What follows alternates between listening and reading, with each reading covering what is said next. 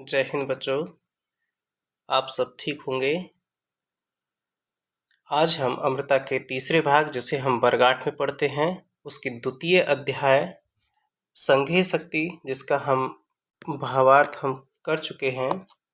आज हम उसका केवल हम प्रश्नोत्तरों की चर्चा करेंगे क्योंकि हम इसका भावार्थ कर चुके हैं तो हम इस पर चर्चा नहीं करेंगे। चलिए देर न करते हुए हम शुरू करते हैं। सबसे पहले इसमें संधि विच्छेद या पद विच्छेद दिया है तो हम उसकी चर्चा करेंगे। तो सबसे पहले एक यह है संपत्ति अर्जिता, तो इसका संधि विच्छेद होगा। अब एक दो चीज समझेंगे, एक होता है संधि, एक शब्द होता है क्या, संधि, और दूसरा शब्द होता है संधि विच्छेद। क्या होता है, संधि विच्छेद। तो इन दोनों शब्दों में कुछ अंतर है। संधि विच्छेद या पद विच्छेद बात एक ही है।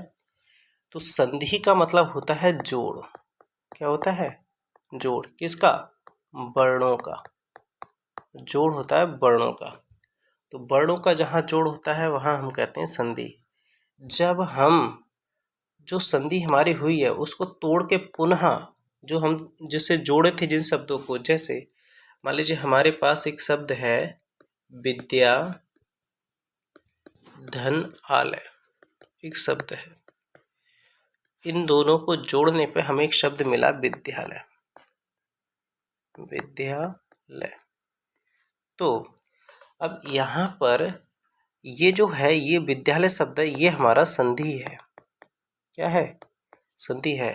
तो इसको जब हम तोड़ देंगे इसमें इस रूप में लिखेंगे तो ये हमारा कहलाएगा संधि विच्छेद।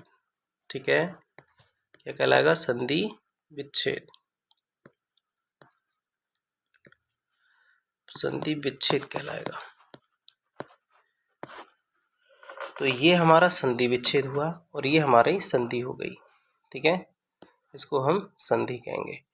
तो बस यही दोनों में डिफरेंस है। तो हम शुरू करते हैं। तो एक चीज़ और देखेंगे, संधि जो है वो तीन तरीके की होती हैं।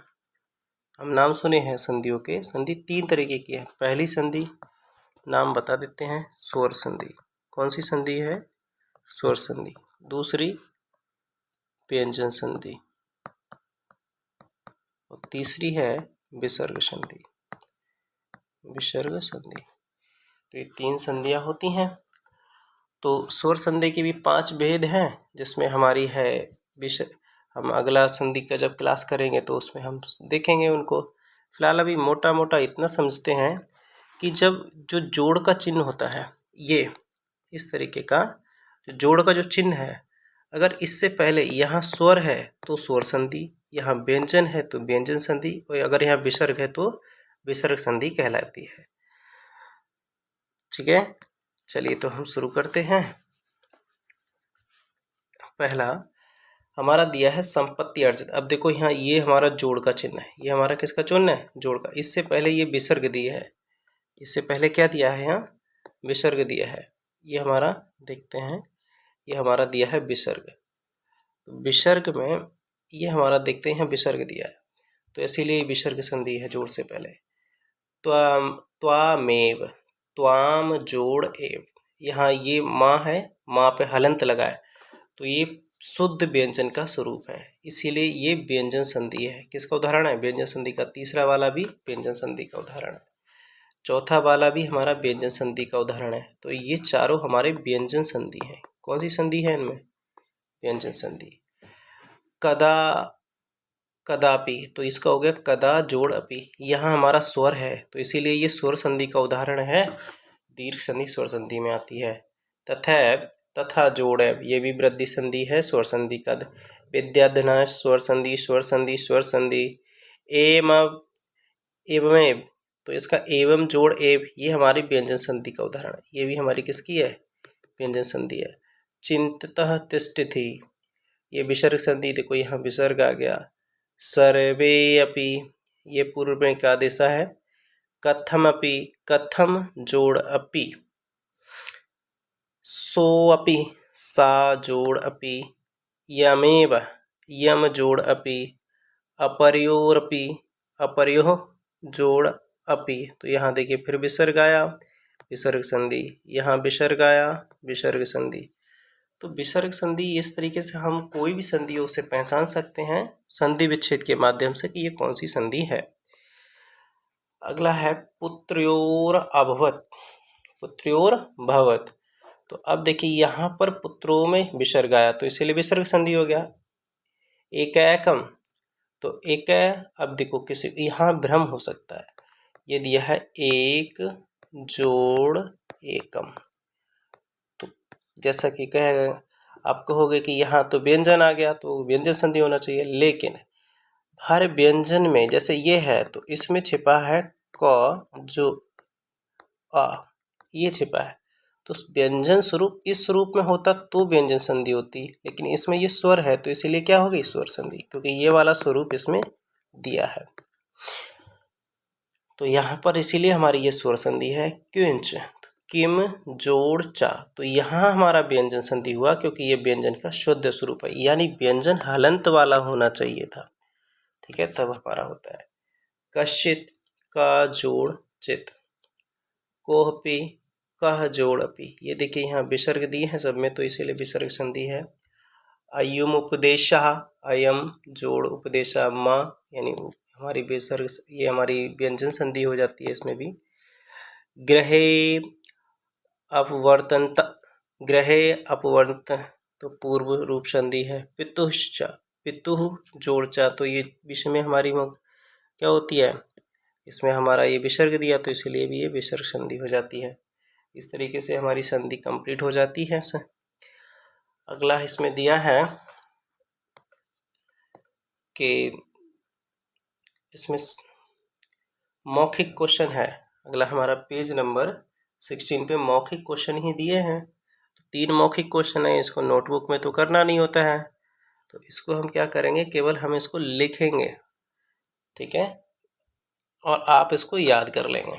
तो पहला दिया उच्चारण करने के लिए, तो उच्चारण का मतलब होता है बोलना, केवल उनको बोलने का प्रैक्टिस करना है। पहला है कृषि कर्मणा संपत्ति रजता समाश्रित्या चिंतित तिष्ठति शृण्वन्ति दंड दंड चतुष्टयम एकैकस्मै, इसको ऐसा नहीं अगर नहीं हो तो इसको इतना तोड़ दिए, एकैकस्मै सर्वेऽपि ग्रहे वर्तन्त, ग्रहे वर्तन्त। तो दूसरा क्वेश्चन है संगे शक्ति भवति इति विषयम आश्रित्य संस्कृत भाषायां द्वे वाक्ये वदत्। इस वाक्य पे क्या है, संग शक्ति, एकता में शक्ति होती है, इस बात पे 2 वाक्य संस्कृत में बोलने हैं। तो हम पहला बोल देंगे, एक हो जाएगा संघे, ठीक है, संघे शक्ति, संगे शक्ति कलौ युगे, एक हो गया, ये हमेशा रहेगी। दूसरा संगे शक्ति महाबला, संगे शक्ति महाबला, संगे शक्ति में क्या होता है, बहुत बलशाली होती है ना, महाबला। तो ये 2 हम पूरा कर लेंगे। अगला हमारा तीसरा दिया है, इसमें करना क्या है कि दिया है प्रश्न में निम्नलिखितान शब्दानाम अर्थ, इनके अर्थ बताने हैं। तो अर्थ का पहला हमारा दिया है तथैव, तथैव का अर्थ होता है वैसे ही, क्या होता है, वैसे ही या उसी प्रकार। विपुलाम बहुत, इसका अर्थ क्या होता है, बहुत। कदापि, तो कदापि का अर्थ होता है कभी भी, कभी भी। अगला है एवमेव, एवमेव, इसका अर्थ होता है इसी प्रकार ही, इसी प्रकार, और एव जहाँ लगता है वहाँ आता है ही। सततम लगातार, एकदा एक बार, कथमपि कोई भी, कोई भी, तदा तब, किंच इसके बाद या तदंतर इसके बाद। इसका अर्थ क्या हो जाएगा, इसके बाद। तो इस तरीके से हमने ये मौखिक वाले क्वेश्चन को कंप्लीट कर लिया है। अब हम देखते हैं लिखित प्रश्नों की ओर। जैसा कि पहला, इन्हें हमें अपनी नोटबुक में लिखना है। पहले के जो क्वेश्चन थे इनको हमें नोटबुक में लिखने की ज़रूरत नहीं थी। तो अब हमारा लिखित चौथा क्वेश्चन है, जिसमें दिया है वाक्य निर्माणम कुरुते। तो हमें वाक्य का निर्माण किया है जिसमें इन शब्दों का हमको प्रयोग करना है। तो इन शब्दों का प्रयोग करते हुए हमें वाक्यों का निर्माण करना है। तो पहला शब्द हमें दिया है पितरम। क्या दिया है, पितरम। तो इससे हमें वाक्यों का निर्माण करना है। तो पितरम को यूज करेंगे बीच में तब आएगा। तो हम पहला लिख देंगे सा पितरम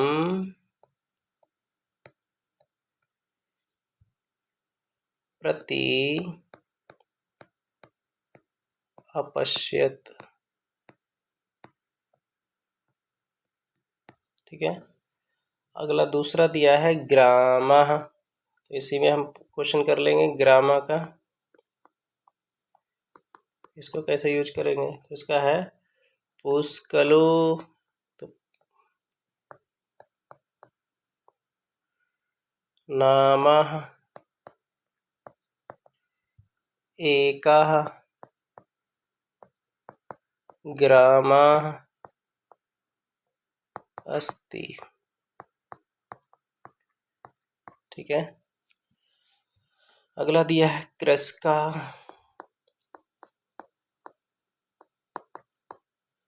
तो कृषका का भी कर लेंगे इसी चैप्टर से। हरिहरो नाम कृषिका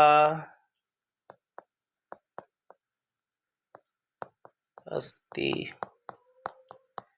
तो हरिहरि नाम का एक किसान है। अगला है करोशी। तो करोशी का भी यूज कर लेंगे, करोशी।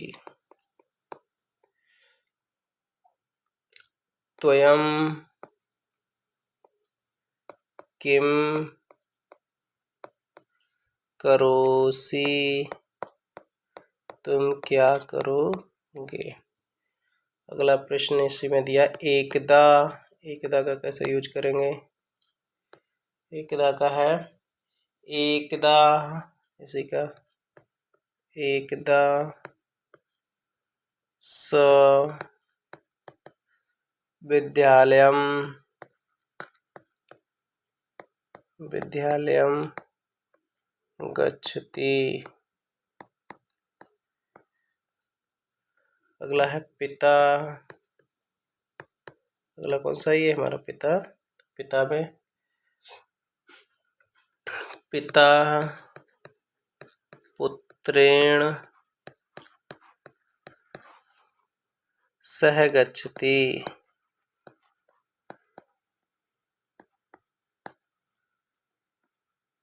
पिता पुत्र के साथ जाता है। लास्ट बचा है त्यक्त्वा। जना धनम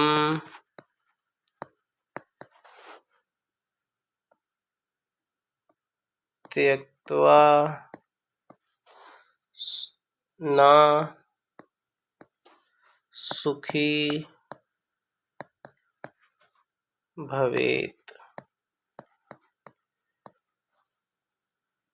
ओके, इस तरीके से हमारा चौथा प्रश्न कंप्लीट हो जाता है। आप इसको अभी कर लीजिए, फिर हम अगले में हम संधि विच्छेद देखते हैं 5वां प्रश्न में। तो पहले में दिया तथैव।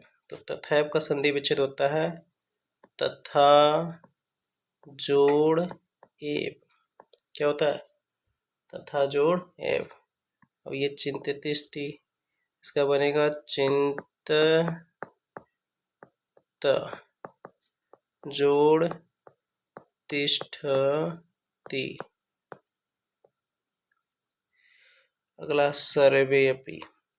सर्वे अपि का बनेगा सर्वे जोड़ अपि।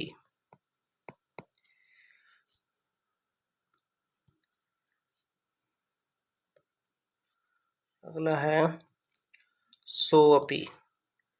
तो सोअपि का बनेगा सा जोड़ अपि। और लास्ट में हमारा है संपत्ति अर्जिता, तो इसका बनेगा संपत्ति ही जोड़ अर्जिता। ठीक है, इस तरीके से हमारा चौथा और पांचवा प्रश्न कंप्लीट हुआ। अब नेक्स्ट क्वेश्चन की ओर चलते हैं। 6 प्रश्न में छठा प्रश्न जो दिया है, इसमें हमें दिया है रिक्त स्थान भरने को। तो ये जो हमको दिए हैं, इसमें से देखकर हमको कोई से क्या होगा, उसमें से कोई एक स्थान में इसमें भरना होगा। पहला प्रश्न में दिया है अस्ति,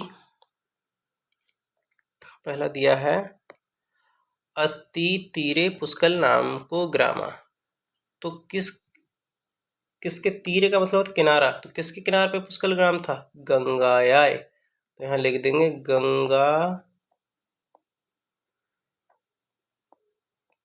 गंगाया। क्या लिख देंगे पहले में, गंगाया। पहला कंप्लीट हुआ। का खा में लिखेंगे तत्र बहुधन संपन्ना हरिहरो नाम। तो हरिहर नाम का क्या था, तो लास्ट वाला ये भर देंगे हम, कृषि का क्या था, किसान था। गा वाले में तेन महती प्रतिष्ठा संप्राप्ता। तो तेन महती, किसके महती, उसकी क्या थी, ग्रामे। इसमें दिया है ना ये, ग्रामे, गांव में उसकी बहुत ज़्यादा क्या थी, प्रतिष्ठा प्राप्त थी उसे। तस्य, उसके पुत्राभवत, कितने पुत्र हुए, चत्वारा। चत्वारा का मतलब 4 पुत्र थे उसके। अगला है सर्वे अपि अलसा ना। सारे के सारे क्या थे, आलसी थे और ना ही वो सुनते थे। तो ये हमारा लास्ट, ये श्रृणुवन्ति ही आ जाएगा इसमें। और एंड लास्ट में हमारा जो बचा है संहति, क्या बचा है, संहति। तो इसमें लिख देंगे संहति श्रेयसी पुषाम। इस तरीके से हमारा फिल द ब्लैंक कंप्लीट हो जाता है। अगला भी दिया है प्रकृति प्रत्यय। 7वां प्रश्न में प्रकृति प्रत्यय विभागम कृत, तो इनके प्रकृति प्रत्यय हमको बताने हैं। तो प्रकृति में क्या है, देखो अब यहाँ समझेंगे। एक होता है प्रत्यय और एक होता है, प्रत्यय को समझते हैं पहले। प्रत्यय क्या होता है, ये किसी भी शब्द के बाद में लगते हैं, किसी के शब्द के बाद में लगते हैं। लेकिन यहाँ शब्द है धातु, तो धातु के बाद में प्रत्यय लगते हैं। जैसे मान लीजिए हमारे पास हिंदी में एक शब्द है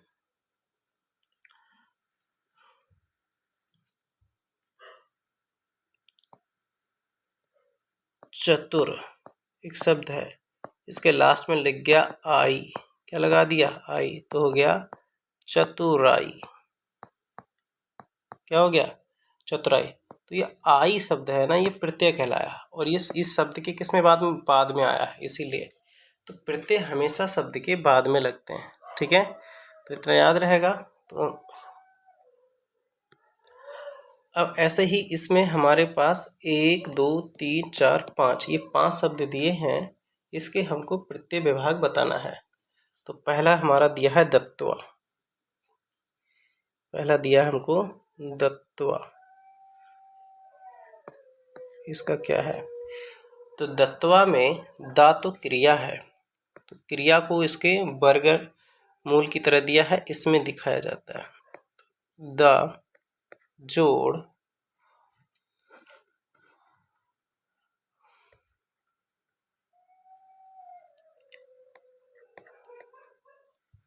अगला जाता, जाता को दिया है जन, क्रिया क्या है इसकी, जन, जोड़ कित। अगला है समाश्रित्य, समाश्रित्य, इसका हमारा बनेगा शम। ये हमारा उपसर्ग है। क्या है? आ। ये हमारी वर्ब है, इसको धातु कहते हैं लेप।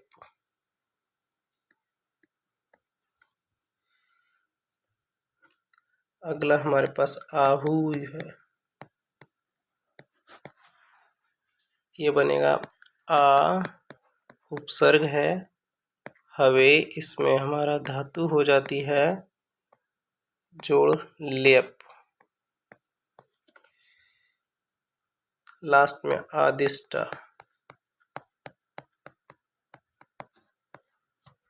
तो इसमें आ हमारा उपसर्ग है जोड़, देश हमारी इसमें धातु है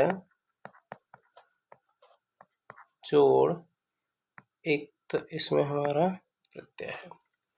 तो इस तरीके से हमारा ये 7वां प्रश्न भी कंप्लीट होता है। इसको फटाफट आप लिख लीजिए, फिर हम इसको मिटा देंगे और हम इसके प्रश्नोत्तर करेंगे। चलिए मिटा देते हैं। आप वीडियो को पॉज करके इसको कर सकते हैं।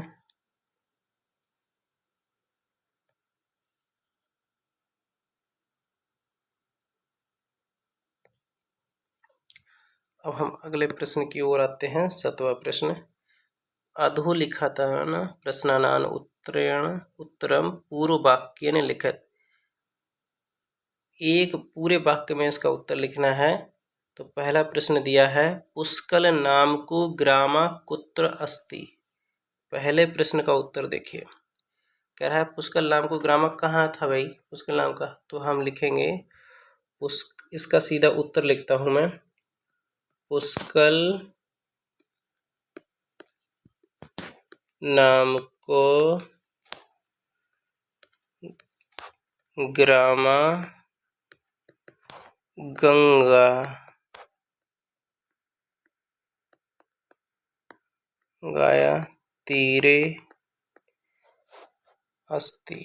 कहाँ था ये? गंगा के किनारे था। बस इतना सा आंसर था इसका। अगला है, कृषि कर्मणा केन प्रभुता संपत्तिर्जिता। दूसरा वाला प्रश्न, इसका उत्तर देखेंगे। दूसरा वाला प्रश्न का उत्तर है किसकी थी? तो हरिहर की थी। तो है कृषि कर्मणा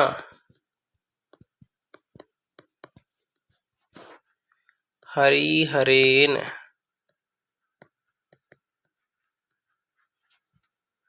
प्रभुता संपत्ति अर्जिता।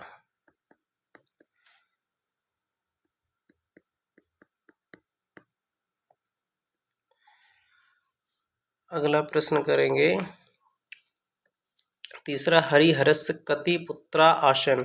हरिहर के कितने पुत्र थे? सिंपल है, 4 थे। तो इसमें लिखेंगे हरिहरस्य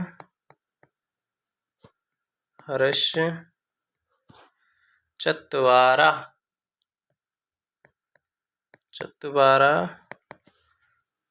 पुत्रा आसन।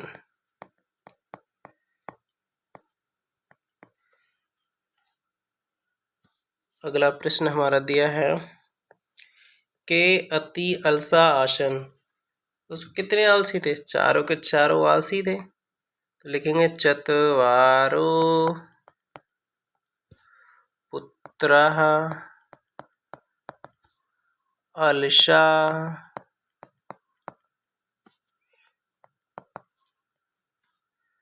आसन। ठीक है। लास्ट क्वेश्चन दिया है, सर्वे पुत्रा सेवया कम आरोग्यम कृतवन्तः। तो किस किस के लिए आरोग्य किए थे? तो अपने पिता को किए थे। तो लिखेंगे सर्वे पुत्रा सेवया पितरम आरोग्यम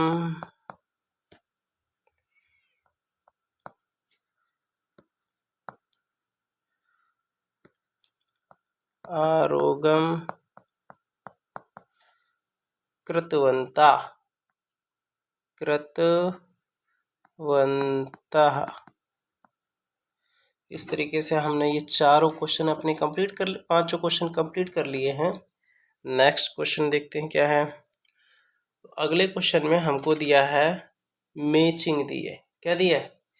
मैचिंग दिया है। तो हम इसके मिलान कर लेंगे। 9वें प्रश्न में दिया है मैचिंग। पहला है क में दिया है दत्वा। क्या दिया है?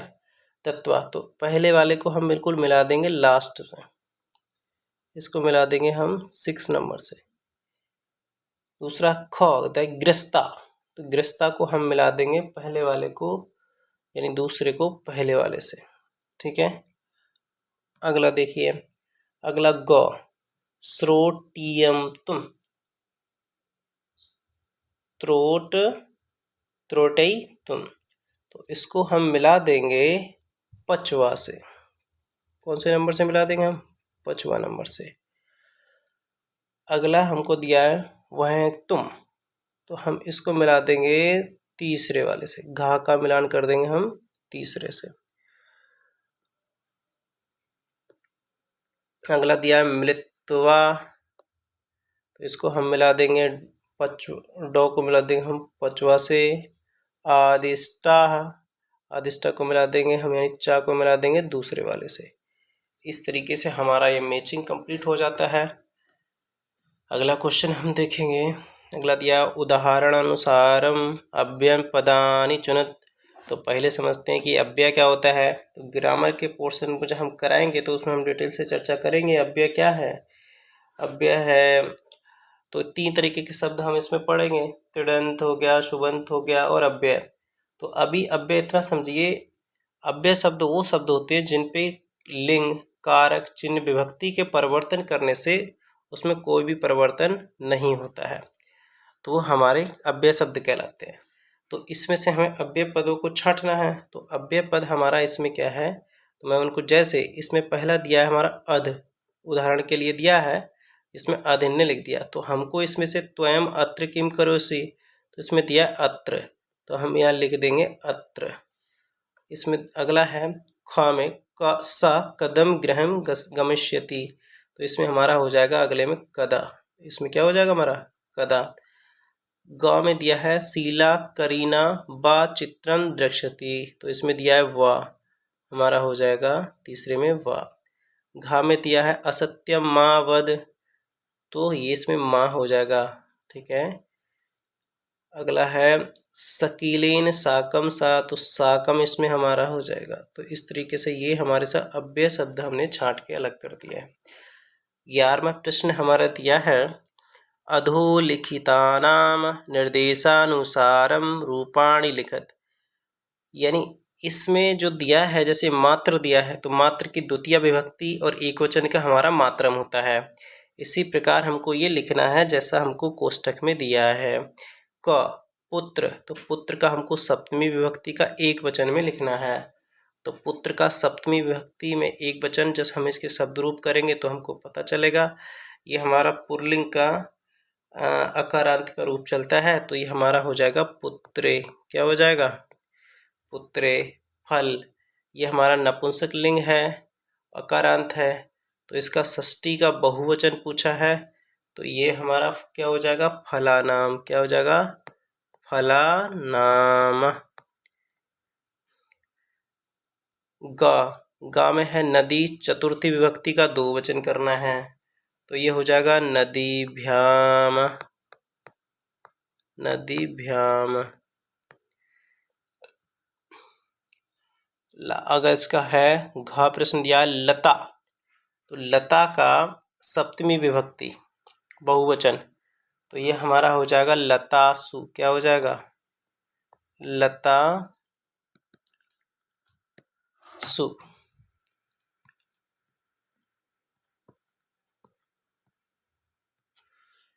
अगला है युष्मद, पंचमी विभक्ति द्विवचन, तो ये हो जाएगा युवाभ्याम।